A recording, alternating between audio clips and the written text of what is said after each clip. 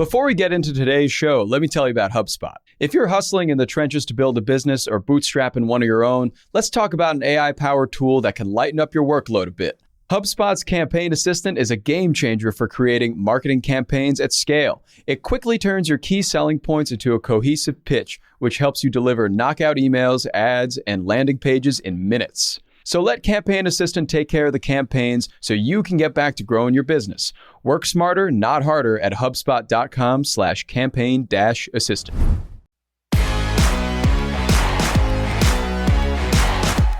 Howdy, folks. It is Thursday, December 1st. Wow, December already. How about that? I'm Jacob Cohen here with Juliet, Bennett, Rylah, and you are listening to The Hustle Daily Show. Today we're going to be talking about Yahoo. It's an early internet company that somehow feels both obsolete, but is also used by almost 1 billion people each month. And after trading hands the last couple of years, the company's developing some big plans to become, I guess, relevant again and potentially much more lucrative. Juliet's got the scoop on that. But before that, here's what else is going on in the world of business and tech. Let's get crack-a-lackin'. All right, first things first. On the Twitter front, a revenue analyst at Twitter in Europe reportedly shared screenshots with tech outlet Platformer that ad revenue in their Europe, Middle East, and Africa region is down 15% year over year, and that weekly bookings are down 49%.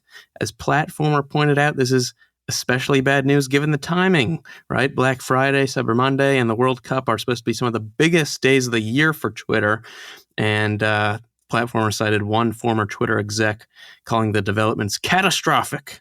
So I will say this, about a week ago, everyone thought the site would crash completely, and it did not, so there's that. Yeah, okay. That's somewhat positive.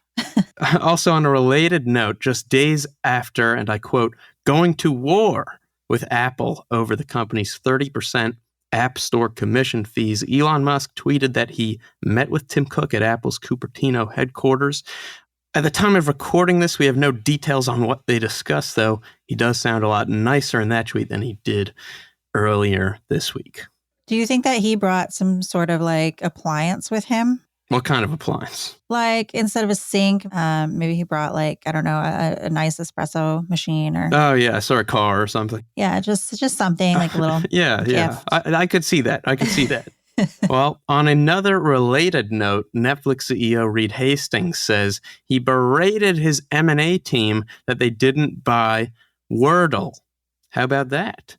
He said that would have been perfect for us at the New York Times DealBook conference yesterday. He also said that he thinks Elon Musk's critics should give him a break, adding that he thinks Musk is the most creative person in the world, that he's convinced Elon is trying to help the world, and that he praises Elon for buying Twitter for $44 billion instead of buying a big yacht. Fair, but he could have also maybe like solved homelessness in the United States. So I'm just saying, like, let's not go too crazy there, Reed. Right. He does sound like he's a big fan of Musk. Yeah. All I have to say to that, though, is this. Have you seen that TikTok chocolatier that is building all these crazy things? No, but I'm going to look it up immediately after this. Because I think that is the most creative person in the world. All right, I'm going to check it out. Anyway, in other news, Zhengzhou, a Chinese city that is home to what's known as iPhone City, or the Foxconn factory town that houses some 200,000 workers, along with some other major Chinese cities, is lifting an intense COVID lockdown. Since October, analysts estimate disruptions there around this factory have cost Apple $1 billion weekly. Wow. So they're probably happy about this. Mm-hmm. Apple's supply chain has long been deeply exposed to developments in China, and the pandemic has really shed light on this as an issue, but it's an issue that Apple has been addressing. A recent analysis of Apple's supply chain data from Reuters found up to 47% of its suppliers were China-based between 2014 and 2019, and that's dropped to 36% in 2021. Also, Meta is reducing its real-world footprint, deciding not to renew a 250,000 square foot office lease in New York City. Mark Zuckerberg also said yesterday at the New York Times conference that the vast majority of his time and the vast majority of Meta's efforts are still going towards social media, not the metaverse. It was actually a funny moment amid a serious discussion, because part of this discussion was happening in virtual reality, and Mark Zuckerberg had a bunch of hiccups as that was going on. Tech hiccups, or like actually had the hiccups? An actual bout of hiccups. Wow. Okay. Well, it happens to the best of us. Yeah, it happens to the best of us. And lastly, San Francisco approved a policy that lets police use robots as a deadly force option if absolutely necessary. No thanks.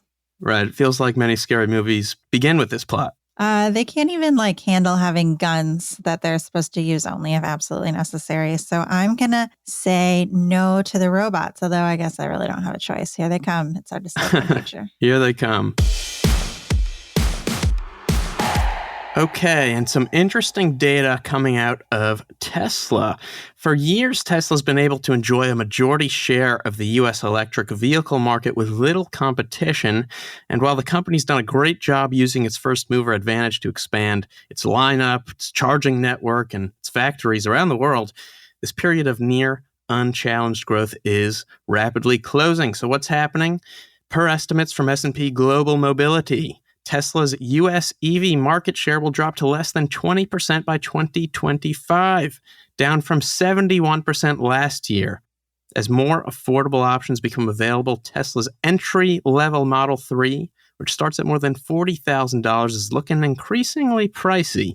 To that end, though, it was reported this week that Tesla is ramping up development of a cheaper Model 3, and the company is also delivering its first ever electric semi-truck to Pepsi today. And big picture, roughly just 5.1% of the 10.2 million vehicles registered in the U.S. through Q3 were electric. Now, that's up from 2.8% in 2021, so it's small, but growing fast. And I think with that, it is time for today's main story. Juliet, let's talk Yahoo. When I think about Yahoo, here's what comes to my mind, right? Okay. Old email addresses where most of my spam probably went. Yeah, I got one of those. Yeah, maybe some aggregated news. Mm-hmm. I'm thinking a place where people sometimes go to look at financial data of companies and stocks. Mm-hmm.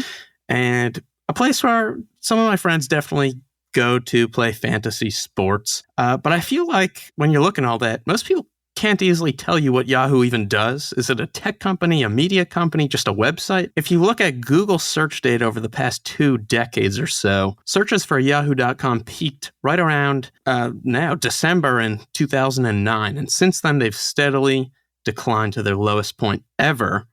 But the site is still visited by a lot of people each month.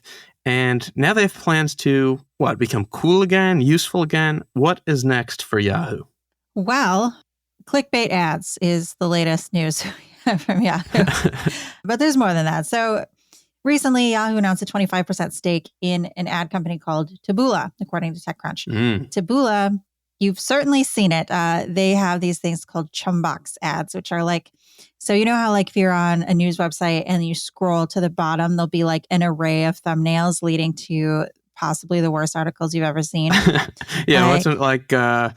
This miracle pill will help you grow another 3 feet, says study.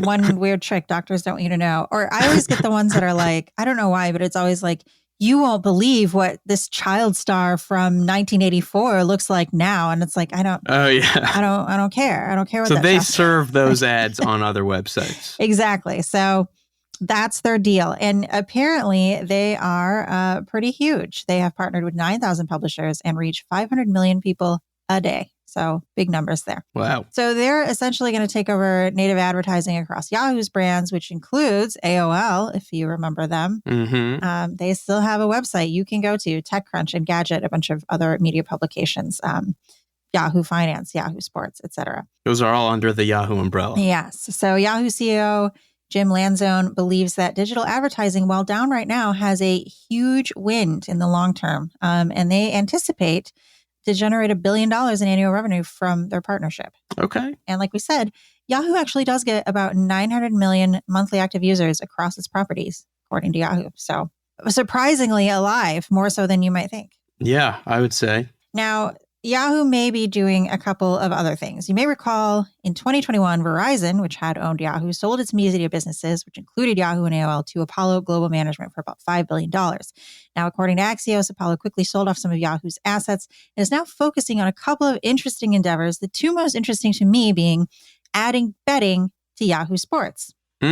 Yeah, it already offers, apparently, I did not know this, perhaps you did, a paid subscription for people who are really into fantasy sports, like where it gives you data and all sorts of, I don't know, things that you would need to do your fantasy league. Yeah. And then it also is interested in building what it calls a Bloomberg for retail trading into Yahoo Finance, which would come with a suite of tools for buying and selling stock. So those are two interesting things. Potentially very lucrative things, I think. Yeah. Yahoo also had TV for a hot second. I remember watching season 6 of Community on it, and it also had this show called Other Space that I really liked. But then Yahoo was just like, no more TV. It was like a Yahoo original? Yeah, like a Netflix. And it had its own show. Well, it rebooted Community, which had, I think, started on NBC.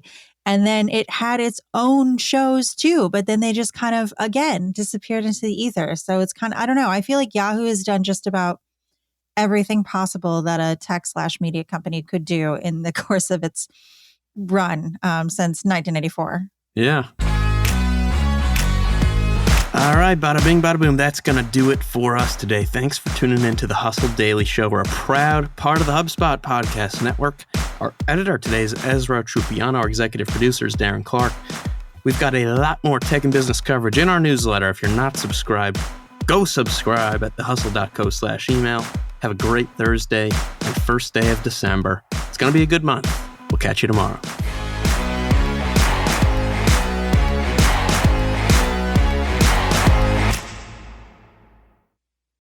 Hey guys, if you listen to the Hustle Daily Show on Google Podcasts, we want to let you know that the option will no longer be available pretty soon. Google is sunsetting its podcast app sometime in early 2024 in favor of YouTube Music, and we want to give you a heads up before it's too late, since that time's almost here. The Hustle Daily Show is available everywhere and anywhere that you listen to podcasts, like Apple Podcasts and Spotify. If you're using YouTube Music, we are there as well. If you're an Android fan, there are plenty of apps like Overcast, Pocket Casts, Player FM, and more. So just search for us wherever you decide to listen to your favorite podcasts.